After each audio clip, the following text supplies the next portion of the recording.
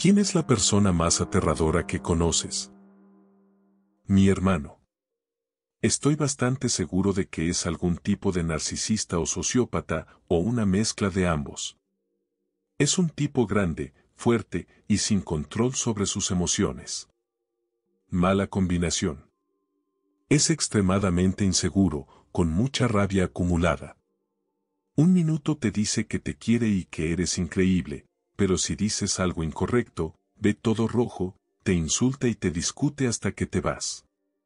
Hace exactamente lo mismo que no soporta que le hagan a él, que alguien lo confronte o le señale sus problemas. Siento que es el tipo de persona que podría accidentalmente matar a alguien que ama en un ataque de ira. Aunque ya es un adulto de mediana edad, intenta actuar como si nuestros padres no existieran, culpándolos de todo en lugar de asumir responsabilidades o intentar mejorar. No sabe estar solo. No puede enfrentarse a la realidad. Toda su vida gira en torno a la automedicación y la distracción para no mirar hacia adentro.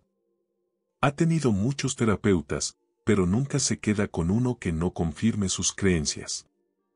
Los usa para alimentar su ego. Su último terapeuta era amigo de un amigo, alguien que ya lo conocía socialmente. Justo lo opuesto a lo que debería ser la terapia. Hace lo mínimo necesario para poder decirse a sí mismo que trabaja en su crecimiento personal, sin cambiar absolutamente nada. Es triste y aterrador. Casi no hablo con él ahora, y cuando lo hago es solo de cosas superficiales.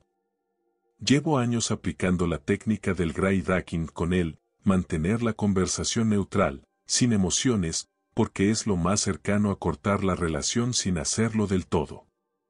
Pero aún siento que tengo que mantener cierto contacto para proteger al resto de la familia. Suscríbete. Lo llamaremos Double. Su familia estaba bien conectada con el cártel y movían enormes cantidades de droga en una ciudad del sur de Estados Unidos.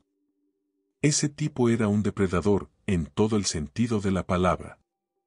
Se acercaba a mis amigas menos atractivas y las engatusaba ofreciéndoles operaciones estéticas, frenillos, extensiones de cabello, todo lo que las hiciera más bellas. Pero a cambio, las explotaba. Las prostituía. Había matado a varias personas. Decía que le gustaba inhalar gasolina antes de hacerlo, porque así se sentía como si estuviera dentro del videojuego Grand Theft Auto. Criaba pitbulls, los vendía y organizaba peleas clandestinas en casas abandonadas. Éramos amigos, y por alguna estúpida razón yo dejé pasar muchas de esas cosas. Incluso me salvó la vida una vez, cuando pudo haberme dejado morir, y desde entonces empecé a justificar muchas de sus acciones, aunque sabía que estaban mal. Una vez lo acompañé a un trato, como ya habíamos hecho otras veces. Pero este fue diferente. Estábamos a unas 2 horas de casa. Al llegar, empezó a discutir con los compradores por dinero, era evidente que había problemas previos entre ellos. Entonces, Double les dijo que podía conducir esa misma noche y entregar algo para recuperar la deuda antes de comprarles. En ese momento, uno de los hombres me agarró del hombro y dijo que yo debía quedarme como garantía. Double aceptó sin pensarlo. Fue aterrador ver lo fácil que le resultó decir que sí. Estuve sola con 5 hombres durante unas 4 horas. Y, como te puedes imaginar, sufrí abusos y acoso toda la noche. En el camino de regreso a la ciudad, no dejaba de preguntarme si él lo había planeado, si sabía lo que iba a pasar. Esa idea me heló la sangre. Cuando me mudé de esa ciudad, no le conté a nadie excepto a mis amigos más cercanos. No porque crea que él no podría encontrarme si quisiera, estoy segura de que podría, sino porque solo espero que ese día nunca llegue. Ese hombre es, sin exagerar, un monstruo. Suscríbete. A ese tipo lo guardé en mi teléfono como Ted Bundy de dieta. Me empezó a hablar por Facebook y descubrí que había estudiado en mi misma escuela, solo unos años antes. Luego fue a una universidad cercana y se graduó en arquitectura.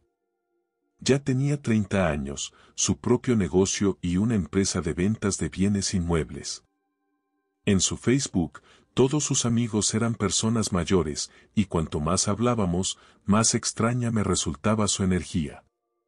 Había comprado una casa antigua, enorme, a muy buen precio, y estaba remodelándola él mismo. Me invitó varias veces a salir, pero siempre proponía hacerlo en su casa. Nunca a un café, ni a un restaurante, ni a ningún sitio público. Siempre su casa. Me pareció muy raro, así que inventé excusas una y otra vez para no ir. Decía que no tenía amigos, que era más bien solitario. En una conversación mencionó a su exnovia. Le pregunté qué había pasado con ella y me dijo, con total naturalidad, que habían terminado, que ella se había mudado lejos y le había pedido que vendiera todas sus cosas del apartamento. Y que nunca más volvió a saber de ella.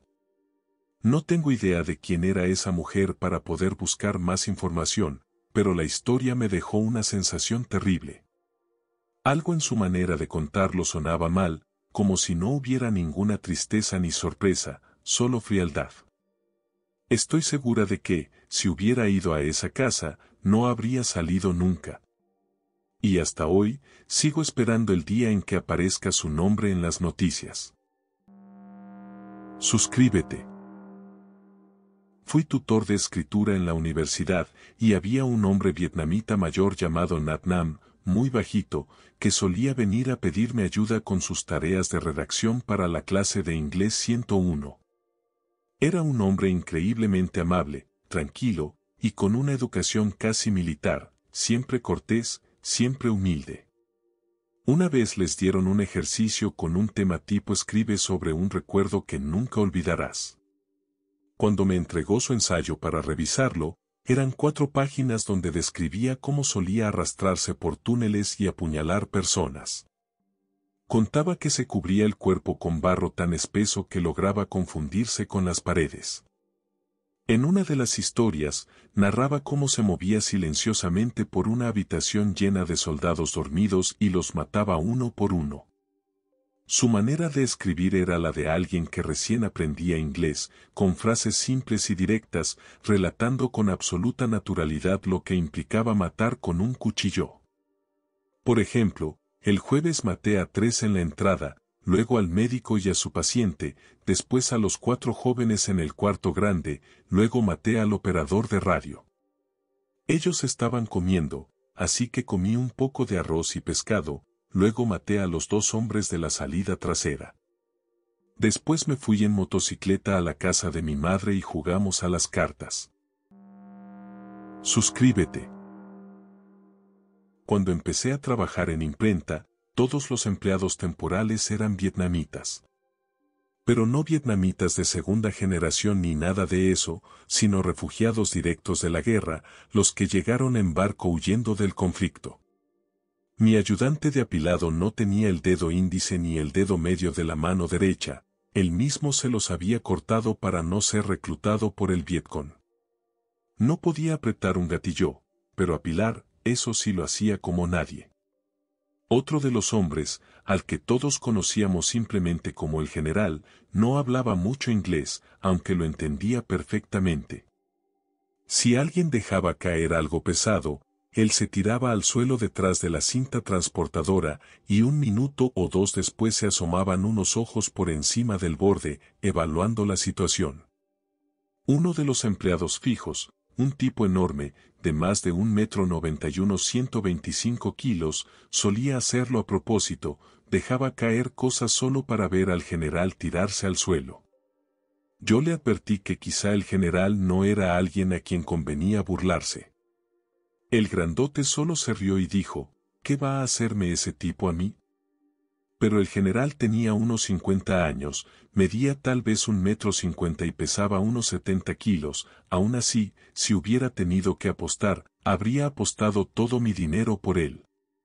No sé qué cosas vio en su vida, pero las vio, sobrevivió a ellas, y tenía sus reflejos y su instinto de supervivencia afilados como una hoja de cuchillo.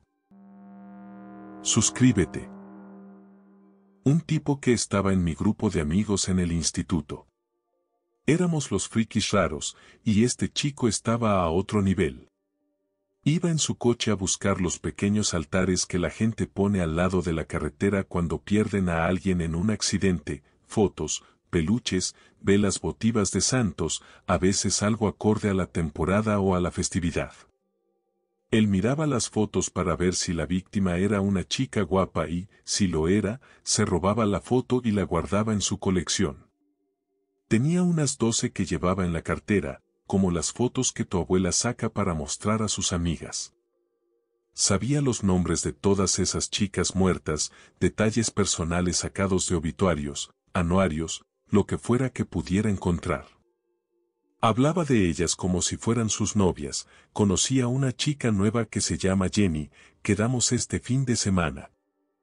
A veces también se llevaba los peluches de los altares, pero solo si creía que realmente habían pertenecido a las chicas.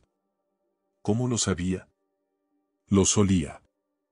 Aún me pregunto cuántas chicas jóvenes tendrá encadenadas en algún sótano por ahí. Suscríbete. El hijo de mi ex prometido.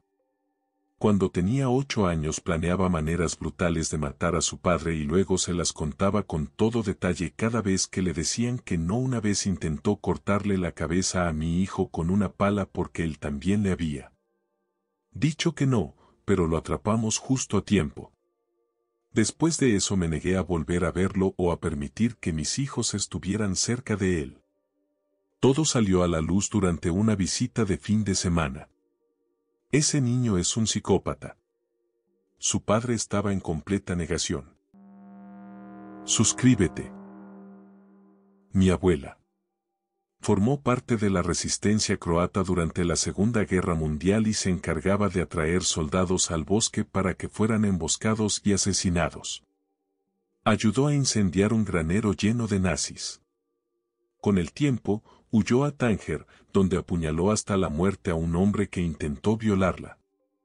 Más tarde logró reunir suficiente dinero para llegar a Estados Unidos, donde se estableció en el norte de Minnesota.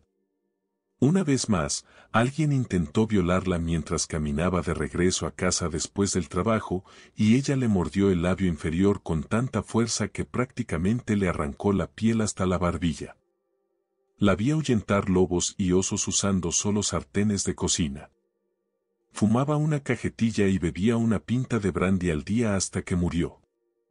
Era solo una viejita diminuta, pero me daba un miedo terrible. Suscríbete. Esta es la historia de mi madre. Ella falleció hace 3 años, así que la comparto en su memoria. Un poco de contexto, mi tía perdió al amor de su vida a causa de una enfermedad cardíaca genética que lo mató con solo 38 años.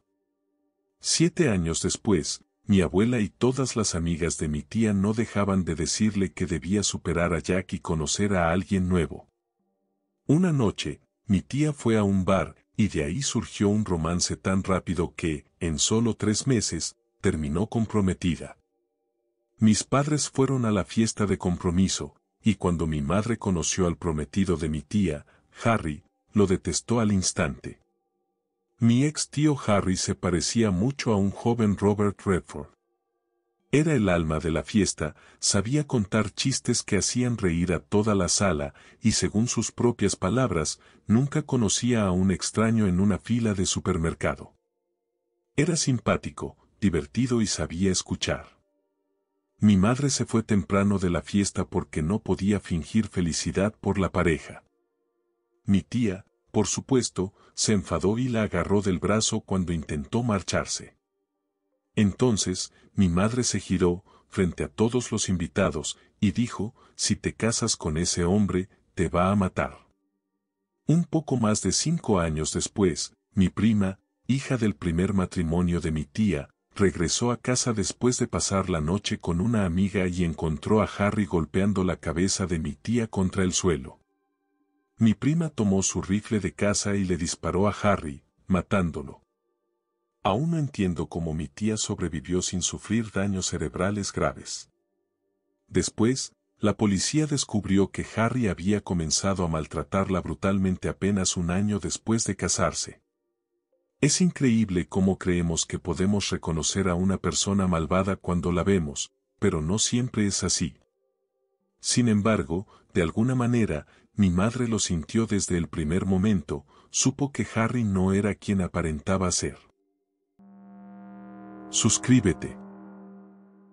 Una vez trabajé en una empresa que tenía contratado a un asesino como guardia de seguridad, aunque claro, en ese momento nadie sabía que lo era. Parecía un tipo bastante agradable, aunque a veces tenía un humor extraño, algo cambiante. Mientras yo seguía trabajando allí, una niña de la comunidad desapareció de su casa una noche, y a la mañana siguiente la noticia estaba en todos los medios. Cuando llegué al trabajo, él estaba en su puesto, sonriendo en silencio. Mientras su compañero explicaba que la niña desaparecida era de su vecindario y que él se había quedado despierto hasta tarde ayudando a la policía y a los vecinos en la búsqueda. Por desgracia, no encontraron ni rastro de la niña, y el caso siguió sin resolverse durante más de un año. Seguro ya te imaginas lo que viene, ese joven guardia de seguridad fue quien secuestró y mató a la niña, y lo peor es que escondió su cuerpo en una cámara frigorífica dentro de las instalaciones donde yo trabajaba. Este hecho espantoso se descubrió años después de que dejara su empleo, cuando le confesó el crimen casualmente a su novia. Más tarde se supo que también había asesinado a una mujer mayor, al menos un año antes de ser contratado en la empresa. Sí, también mientras trabajaba como guardia de seguridad. Nunca tuvo una actitud amenazante, jamás. Y eso es precisamente lo que vuelve mi recuerdo de él tan aterrador ahora. Suscríbete. El esposo de una de mis tías es de esas personas en las que el mal se nota hasta en su aspecto. Es el tipo de hombre que seca el pasto sobre el que pisa, porque emana una malicia tan intensa que casi se puede sentir en el aire. Golpea a mi tía y solía golpear a sus hijos constantemente, al menos hasta que crecieron lo suficiente como para enfrentarse a ese gigantón miserable. Es cruel con todos los que conoce, y nada ni nadie está jamás a la altura de sus estándares, excepto sus propios familiares, que son igual de narcisistas y creídos que él. Es un manipulador frío, mezquino, controlador y abusivo, que cree que la crueldad equivale a ser sincero, que nunca comete errores y que es una especie de hombre justo. Siempre mantiene una fachada de calma, pero si lo observas bien, se nota que es como un resorte a punto de estallar. Cuando alguien lo confronta o le dice que deje de comportarse como un imbécil, recurre primero a las amenazas y luego a la violencia. Es el tipo de persona ante la cual los perros gruñen y que destruye toda paz apenas entra en un lugar. De verdad espero que mi tía lo deje algún día. Hemos intentado ayudarla, pero ella dice que ve lo bueno en él. Es director de una escuela. El hecho de que todavía conserve ese puesto solo puede explicarse por lo imbécil y manipulador que es. Suscríbete. Hace 30 años, yo trabajaba como comprador de vinos para un grupo de restaurantes. El jefe de ventas nacionales de una enorme compañía vinícola internacional vivía en mi ciudad, y de vez en cuando pasaba a visitarnos, casi siempre acompañado por su esposa, una mujer europea, hermosa y elegante. Entre la gente del negocio del vino corría el rumor de que él había sido un policía encubierto de alto nivel, involucrado en casos tipo French Connection, antes de dedicarse al vino. Y su nombre, no es broma, era Dante. Un día, Dante pasó por el restaurante con una botella y tuvimos una charla muy agradable mientras la probábamos. Meses después, volvió a visitarme con otra botella, y empezamos a conversar otra vez, hasta que me di cuenta de algo inquietante: aquella conversación no era una conversación real. Cada línea, cada gesto, cada sonrisa suya eran exactamente iguales a la primera vez. Y, de algún modo, lograba que yo repitiera las mismas respuestas que había dado aquella vez anterior. En ese momento pensé, esto no es humano. Dante se parecía un poco a Kevin Spacey, así que desde entonces lo recuerdo como Quise Sose. Suscríbete. Crecí con un grupo de 5 amigos, 3 chicos más, una chica y yo. Éramos problemáticos desde niños, y eso nos siguió acompañando hasta los primeros años de adultos. Mi mejor amigo del grupo, voy a llamarlo San, y yo dejamos la escuela y nos fuimos a Florida. No fue hace tanto, éramos de la generación del 2016. En fin, para ir al grano, ese terminó en prisión, cumpliendo una condena de 4 años y medio. Uno de los otros chicos del grupo murió en 2017, y en ese momento estaba saliendo con la chica de nuestro grupo, a quien llamaré R. Cuando ese salió, todos teníamos esperanza de que le fuera bien, y al principio parecía el mismo de antes, carismático, divertido, con esa energía ligera que siempre lo caracterizaba. Poco después empezó a salir con R, y se mudaron juntos a un apartamento en la ciudad donde crecimos. Solíamos juntarnos todos otra vez, a pasar el rato, a recordar viejos tiempos. Ya no éramos adolescentes locos, pero igual nos metíamos en alguna que otra travesura, un poco de cocaína, unas partidas de cartas, risas, historias de lo que habíamos hecho en el pasado. Le contábamos a ese todo lo que se había perdido en esos años, como cuando los demás nos pasábamos días enteros experimentando con ácido. Conocí a la chica con la que estoy ahora gracias a ellos, en una ciudad universitaria algo más al norte. Fuimos juntos a varias citas dobles y nos divertimos muchísimo. Era como los viejos tiempos, pero sin tantos problemas.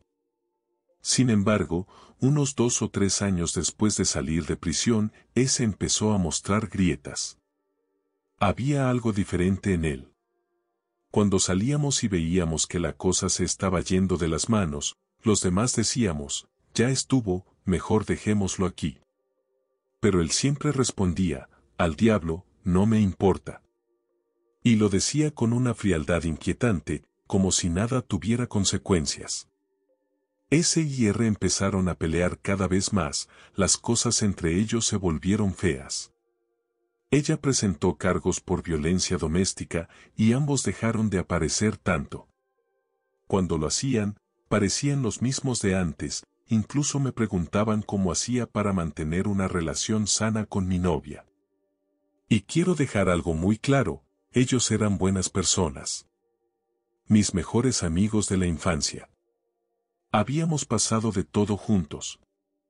Hubo un tiempo en que ese era un buen tipo, aunque sí tenía sus problemas, como todos nosotros. Ninguno era malo. Tuve que acudir a su casa varias veces cuando uno de los dos llamaba después de una pelea. Les decía que si no se separaban, algo grave iba a pasar. Les recomendé buscar ayuda, alejarse el uno del otro. Al final, dejé de ir, porque me dolía demasiado ver cómo se destruían mutuamente. Y créeme, hice todo lo que pude por ellos. En julio de este año recibí una llamada de una amiga en común de R. Me dijo que R llevaba 2 días sin presentarse a trabajar y que la policía la estaba buscando. En el fondo, supe de inmediato lo que había pasado. Encontraron su cuerpo unos días después, envuelto en plástico y tirado en un contenedor de basura, en un parque donde solíamos jugar de niños. Dijeron que estaba irreconocible por la descomposición y las heridas. A ese lo detuvieron ese mismo día, cuando intentaba huir de la ciudad. Hace poco fue declarado culpable de todos los cargos. Le dieron una condena que no le permitirá salir antes de 31 años. Durante el juicio salieron a la luz detalles terribles, le había golpeado la cabeza con un martillo mientras ella estaba en la cama. Le fracturó el cráneo, le rompió la mandíbula, los forenses dijeron que no podía ser identificada ni por fotografías. Todo salió en las noticias. Fue perturbador ver las caras de mis amigos de toda la vida en televisión, convertidos en parte de una tragedia así. Mientras escribo esto, todavía no puedo asimilarlo. Dejé fuera muchas cosas demasiado brutales que los noticieros sí contaron sin filtros. Ese se convirtió en la persona más aterradora que he conocido. Y aún no puedo dejar de pensar en R, en todas las veces que reímos, que experimentamos cosas juntos, en los recuerdos que compartimos desde niños. No merecía ese final. Todavía me cuesta comprender cómo alguien puede tener una mente tan enferma, tan vacía de humanidad, como para hacer lo que él hizo. Suscríbete. Trabajo en un hospital psiquiátrico de máxima seguridad. Conozco a varios líderes de sectas, asesinos, caníbales y a mucha gente, digamos, interesante. Uno de los internos más peligrosos que tenemos está bajo vigilancia 1 a 1 con un auxiliar de enfermería. 1 a 1 significa que nunca puede quedarse sin supervisión. Se mete en peleas con frecuencia y siempre tiene alguna herida reciente. Durante un tiempo llevó un casco extraño, creo que para proteger una lesión en la cabeza. Lo curioso es que, en realidad, no es un tipo tan malo. Es bromista, le gusta reírse y hacer chistes. Solo necesita su medicación y un poco de ayuda extra. Cada vez que nos cruzamos, me saluda con un puño cerrado para chocar los nudillos. Suscríbete. Teníamos un estibador que se hacía llamar Indio. Tenía muy mal carácter, medía alrededor de 1,80 m y pesaba unos 95 kilos.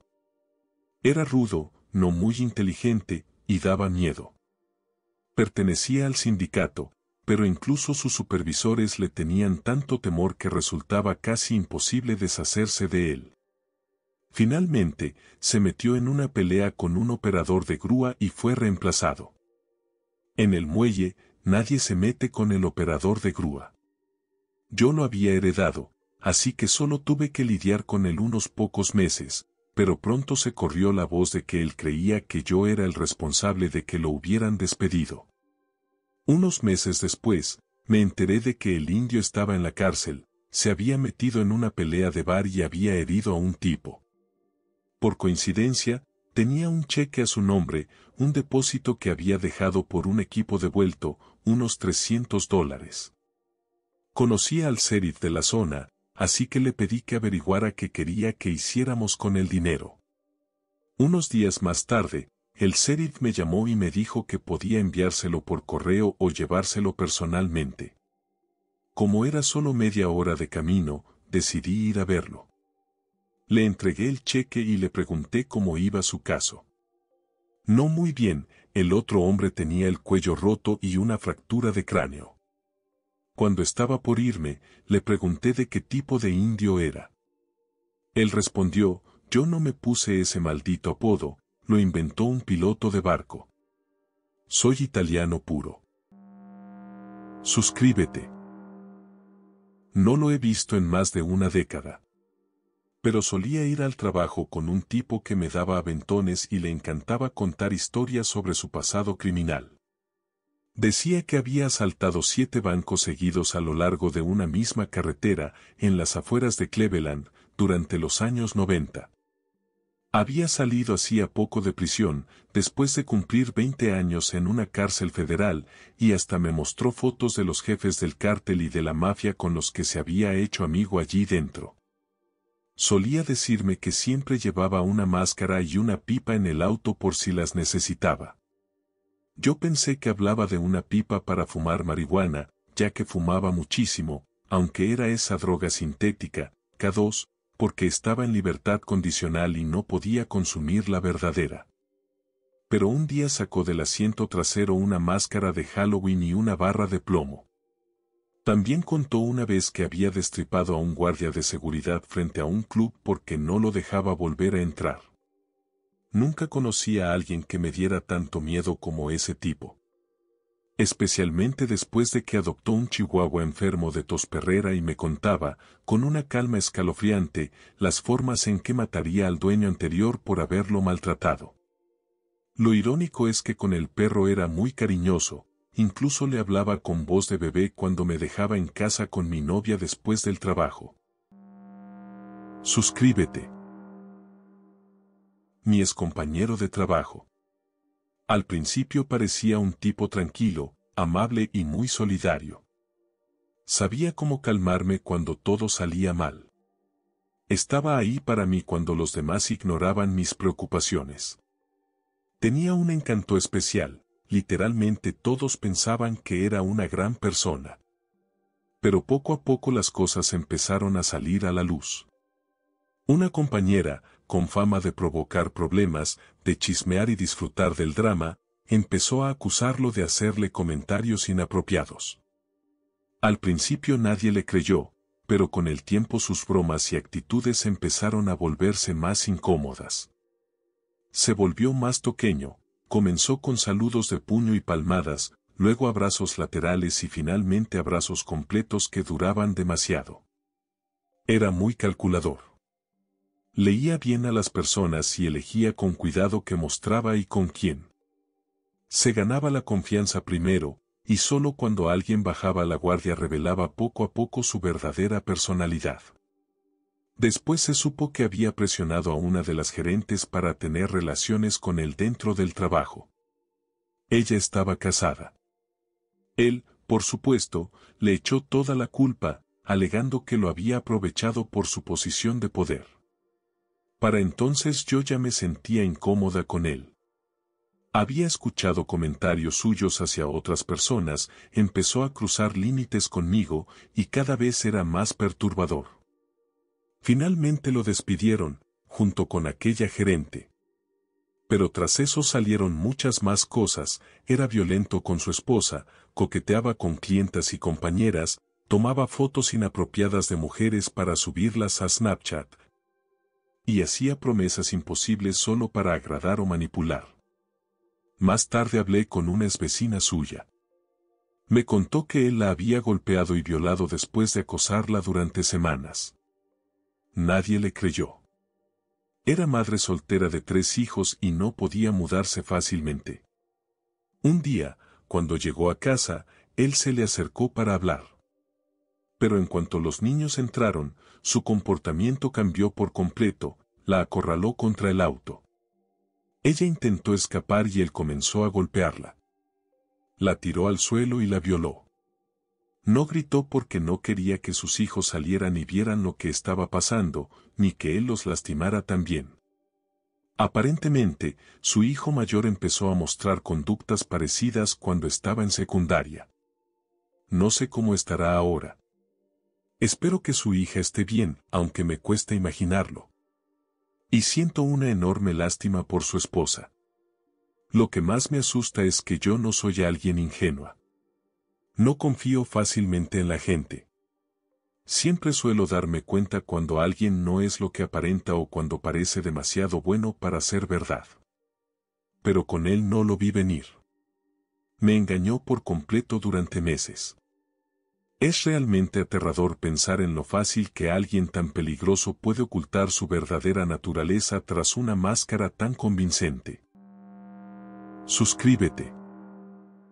Trabajaba elaborando rutinas de seguridad para el personal de residencias de atención asistencial, inspeccionaba los alrededores, evaluaba los cuidados necesarios y luego redactaba las rutinas.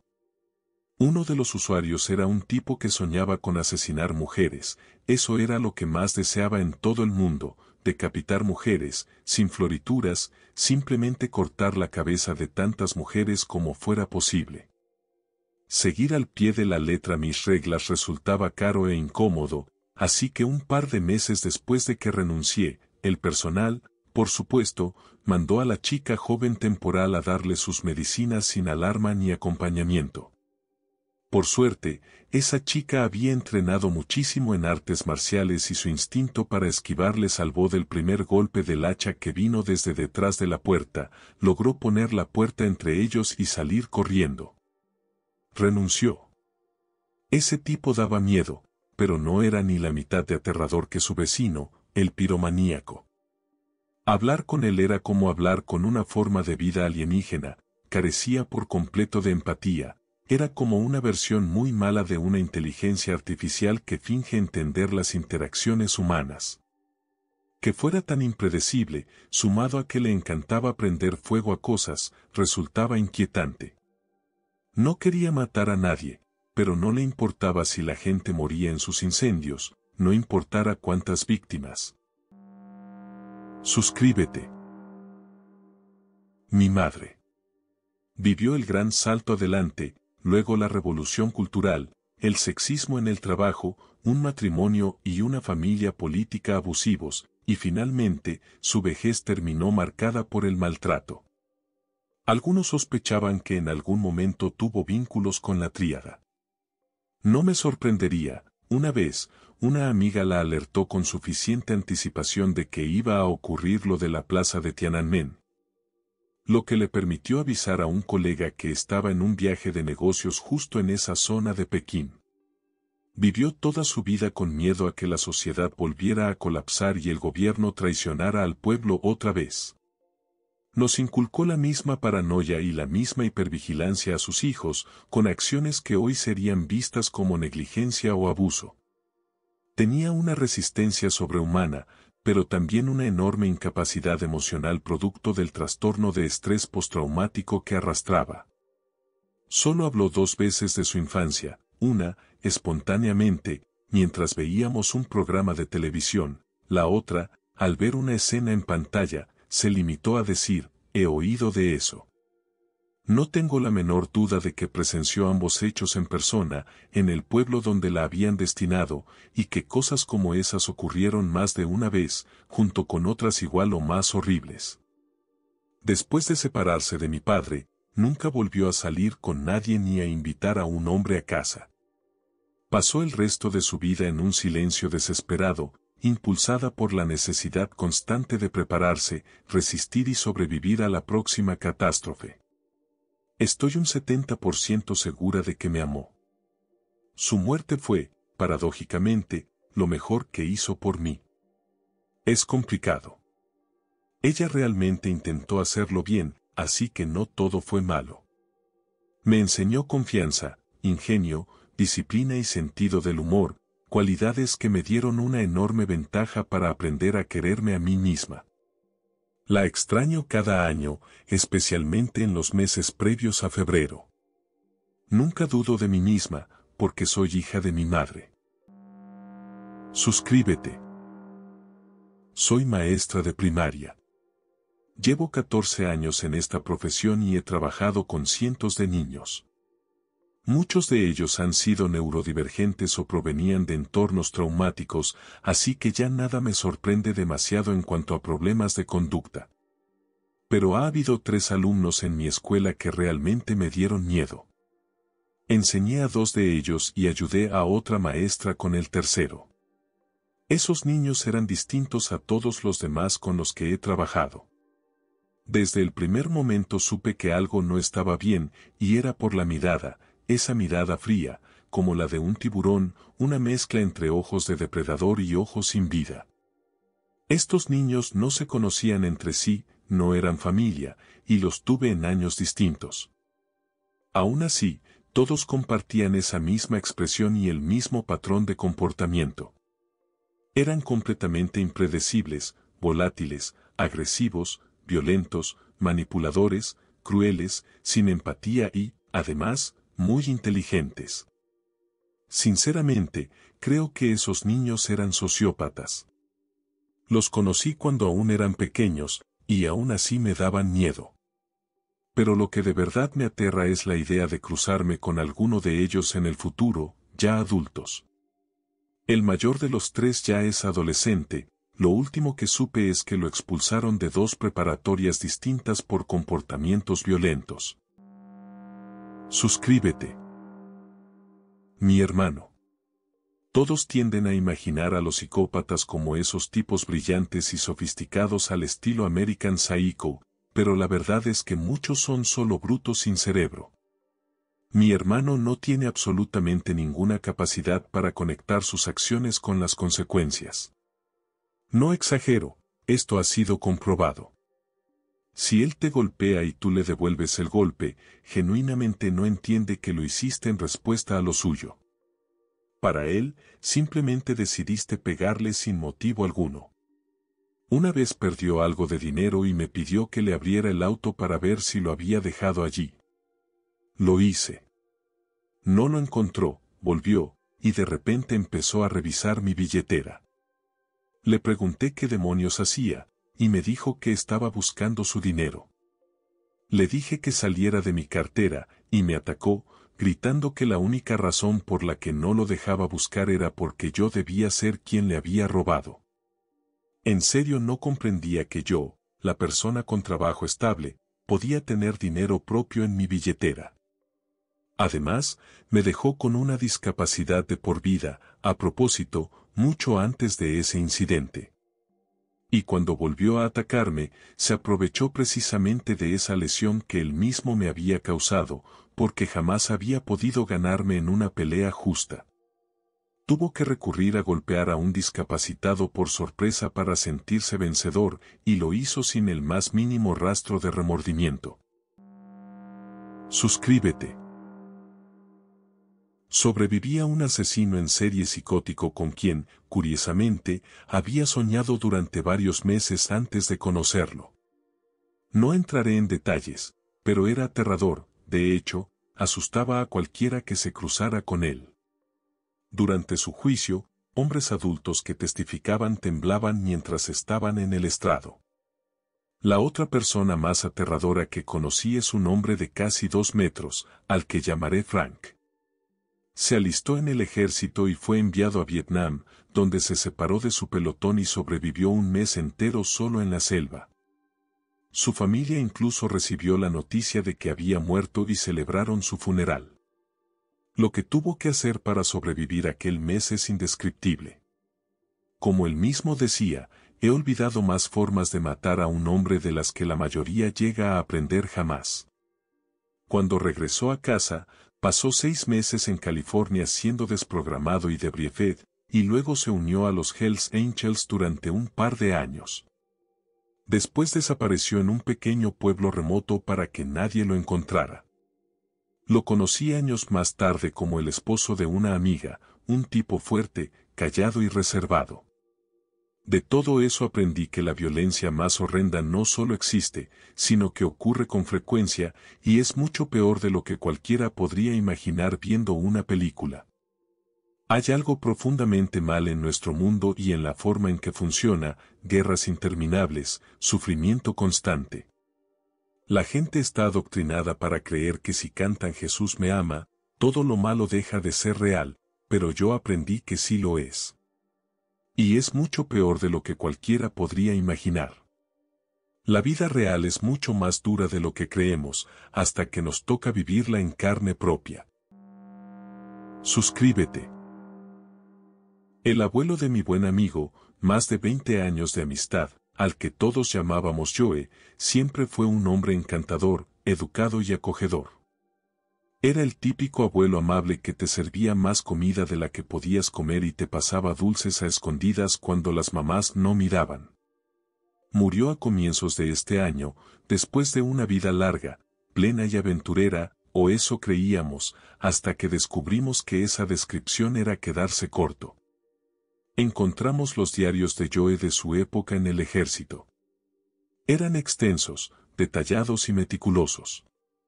Después de leer parte de ellos, mi amigo y yo llegamos a la conclusión de que estuvo directamente involucrado en al menos 30 muertes.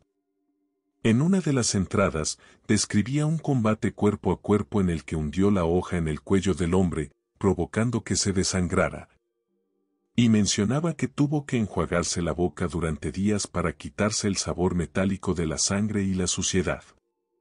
La siguiente anotación era una queja sobre la mala calidad del desayuno unos días después.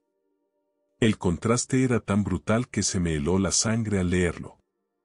Sinceramente, no me siento cómoda siguiendo con la lectura de esos diarios. Pero hay una parte de mí, morbosa y curiosa, que se pregunta, ¿qué más? ¿Qué más pudo haber hecho ese hombre amable, cariñoso, el mismo que nos daba caramelos y nos contaba chistes tontos? ¿De qué más fue capaz en su juventud? No estoy segura de querer saber la respuesta. Suscríbete. Mi abuela. Solía rondarte mientras hablabas en privado y luego usaba lo que escuchaba en tu contra, como si fuera un chantaje. Los que la conocíamos bien siempre andábamos con cuidado, porque si la hacías enojar, te sacaba en público cualquier cosa del pasado, aunque fuera de décadas atrás, para humillarte o recordarte que no se andaba con juegos. Tenía un temperamento explosivo y esa mirada que te helaba la sangre si decías algo que la irritaba, aunque fuera una tontería. Era rápida para levantar la mano también. Una vez, mi tío bromeó con mi madre cuando eran adolescentes y le dijo, «Tienes las axilas sudadas», pero ella entendió «tienes los pechos sudados» y lo abofeteó en el acto. Nos insultaba en público con palabras horribles, y si alguno lloraba, se reía. Además, abusó económicamente de mi bisabuela, su propia madre, hasta el punto de que la pobre tuvo que esconder dinero por todo su apartamento para que mi abuela no lo encontrara. Su única cualidad rescatable fue el día que destrozó verbalmente a mi padre biológico, un tipo violento y abusivo, hasta hacerlo llorar, antes de que mis padres se divorciaran. En 2003 murió mi abuelo, su esposo, y yo quedé devastada porque él era mi persona favorita en el mundo. Cuando me contó que tenía cáncer ese mismo año, dijo que no pensaba tratarse, que prefería morir antes que seguir viviendo en el mismo planeta que ella. 3 meses después falleció. Ella no derramó una sola lágrima, y eso que estuvieron casados 44 años y tuvieron 3 hijos juntos. Murió en 2017. En su funeral solo estuvimos mi madre, porque fue quien lo pagó, yo, para acompañarla, y un grupo de amigas que no tenían idea de cómo era realmente. Me siento mal al decirlo, pero no he sentido ni un segundo de tristeza desde el día en que murió, porque lo que le hizo a toda nuestra familia fue imperdonable. Suscríbete. Conocí a ese chico en 8º grado. Se había mudado a nuestra escuela y fue muy amable conmigo desde el principio, pero había algo en el que no me cuadraba. Justo por esa época empecé a leer los libros de John Douglas, el famoso perfilador criminal en quien se basaron para El silencio de los inocentes. Por cierto, la casa de Buffalo Bill está en mi ciudad.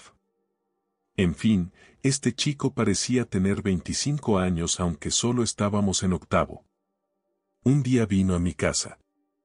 Mi padre y yo teníamos mascotas exóticas, serpientes, un planeador del azúcar, una iguana, y él quería verlas. Estaba con el cuerpo de bomberos y nos habían hecho algunos favores, así que vino con ellos. Me caía bien, pero seguía sintiendo que algo en él no estaba bien. Mi madre decía que era solo un chico normal. No volví a verlo después del 10º grado. Pasaron unos 15 años, y un día mi padre se lo encontró en el consultorio de un médico. Ambos habían tenido accidentes laborales, y mi padre le dijo que lo llamara porque yo trabajaba con un abogado especializado en compensaciones. Cuando me contactó, dijo que tenía un problema con una mujer, pero no quiso decirme más. Yo ya tenía una corazonada.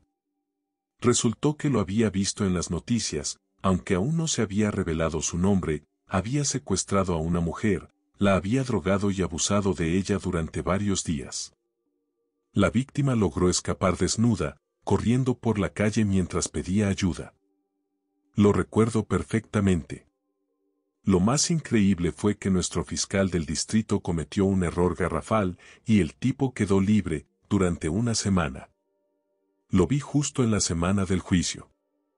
Me abrazó fuerte y me dijo que el fiscal había olvidado entregar parte de las pruebas a tiempo, lo que violaba su derecho a un juicio rápido, y que por eso quedaba libre. Me dijo, ya puedo irme a casa, se acabó todo. Yo solo le respondí, bien, pórtate bien y no te metas en problemas. Una semana.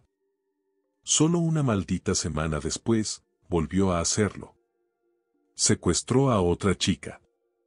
Esta vez el fiscal no fue tan ingenuo. Descubrieron que había torturado a ambas víctimas, que les apagaba cigarrillos en el cuerpo, que intentó morderles los dedos, cosas realmente espantosas. No llegó a estar libre ni 8 días antes de volver a atacar. Lo arrestaron y desde 2008 sigue en prisión. A mí siempre me trató bien, fue amable conmigo, y eso hace que todo sea aún más escalofriante. Estoy convencida de que era un asesino en serie en potencia.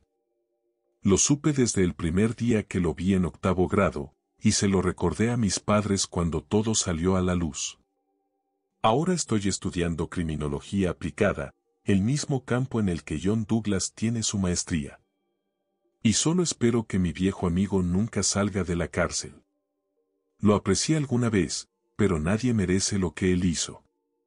Está donde debe estar, tras las rejas, por su bien y por el de todos los demás. Suscríbete. Mi exnovio, que está en la Marina.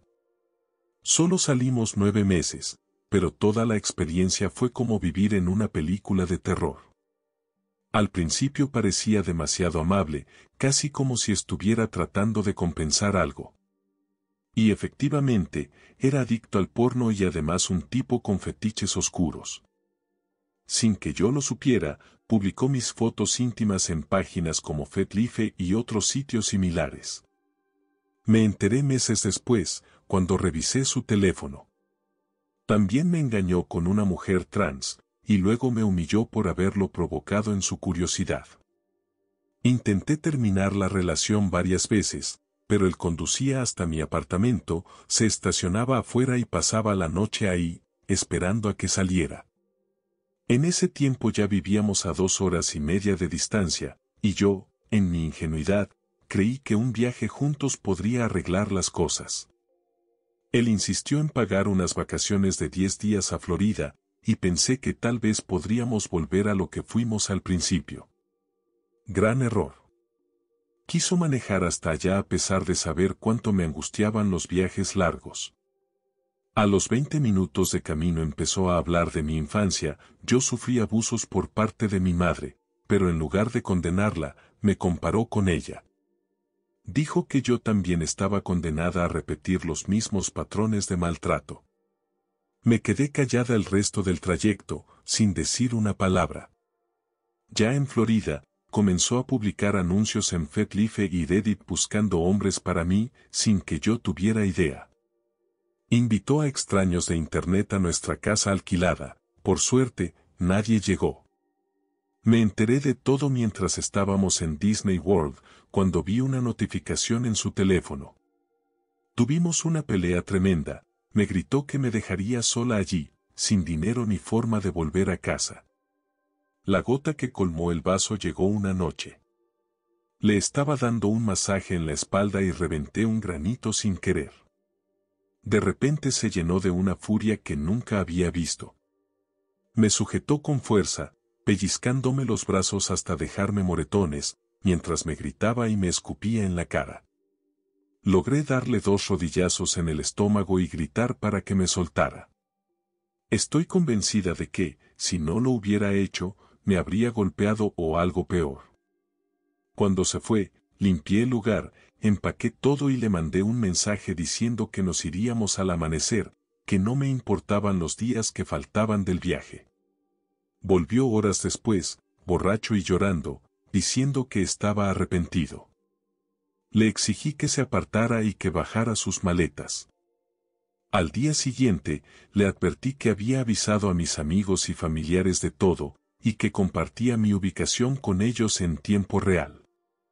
Le dije que si desviaba el auto o hacía algo raro, llamarían a la policía.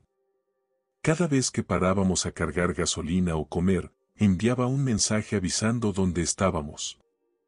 No lo he vuelto a ver en años. Ahora está casado con una mujer idéntica a mí, y cuando digo idéntica, lo digo en serio, tengo un tipo de cuerpo poco común y él logró encontrar a alguien igual. La embarazó y se casó con ella. A veces todavía pienso en todo lo que pasó y no dejo de sentir alivio de haber salido viva de esa relación. Fue el ser más aterrador que he conocido, y tuve mucha suerte de escapar a tiempo. Suscríbete. Uno de mis primos segundos. Crecí en la misma casa que su madre, fui adoptado temporalmente por mi tía, su mamá, después de una muerte en la familia. Ellos tenían dinero, juguetes, una piscina, todo, menos cariño.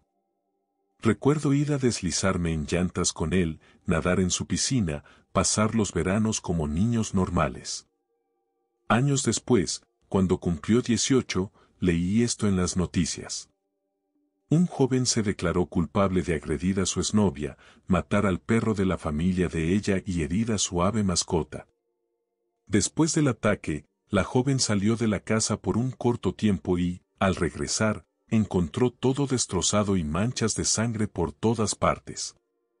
El miércoles, X se declaró culpable de agresión, daños a la propiedad, crueldad animal, violar su libertad condicional al consumir alcohol y quebrantar una orden judicial al vivir en un domicilio con animales.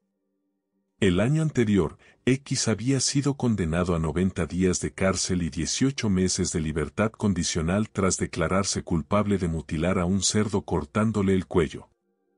El animal, que pertenecía a su abuelo, no murió de inmediato y tuvo que ser sacrificado. Desde entonces no he tenido contacto con ese lado de la familia, ya van más de 25 años, pero lo tengo claro, ese muchacho va directo por el camino de un asesino en serie. Suscríbete. Conozco a un tipo que empezó con problemas de conducta que, con el tiempo, resultaron ser cuestiones de salud mental bastante complejas. El problema fue que no se apegó al tratamiento ni a la medicación que le habían dado. Al no seguir la terapia, se volcó a las drogas recreativas y luego pasó a sustancias más duras, y la mezcla de patologías sin tratar más consumo lo volvió extremadamente volátil e impredecible. Perdió el trabajo, se peleó con sus padres, solo mantenía contacto con gente que estaba en la misma mala situación y, poco a poco, pasó de ser un chico pícaro al que solo le faltaba ponerse las pilas a alguien con una ristra de arrestos y a una persona con la que nadie querría quedarse a solas cuando estaba en uno de sus episodios. Tiempo después lo volví a ver y era otra persona, de otro planeta, me amenazó en los primeros minutos, luego me preguntó si conocía a alguien que vendiera droga y se fue furioso. Lo más aterrador de todo era no saber nunca qué versión de él ibas a tener delante. Suscríbete. Probablemente la persona más inestable que he conocido fue un hombre indonesio bajito que trabajaba en un vivero de cactus en mi ciudad natal. Estoy bastante seguro de que el anciano alemán dueño del lugar tenía ideas algo extremas del joven de bigote, y este trabajador parecía haberse dejado influenciar. Un día me encontré acorralado por él dentro del vivero. La conversación, prácticamente de un solo lado, empezó de forma cordial, pero pronto se tornó extraña, alternaba carcajadas nerviosas con teorías conspirativas bastante fuera de lugar, culpando a ciertos grupos de los males del mundo. Con cada frase daba un paso más hacia mí, hasta que terminé con la espalda contra un banco de jardín, sosteniendo unas tijeras de podar en la mano, preparado por si acaso. Debería haberme marchado apenas noté que la charla empezaba a ponerse rara, pero mi curiosidad por entender su comportamiento me mantuvo allí más tiempo del que debí. En cuanto a violencia real, conocí a mi primer psicópata violento en mis veintitantos. Era adicto a la metanfetamina, había asaltado 2 veces una tienda local con una escopeta recortada mientras llevaba una máscara de Halloween y tenía un historial de crueldad con animales y abusos hacia su familia. Se dedicaba a robar y aterrorizar a todo su entorno. La policía tardó demasiado en detenerlo, y sinceramente me sorprende que nadie haya perdido la vida antes de que finalmente lo arrestaran.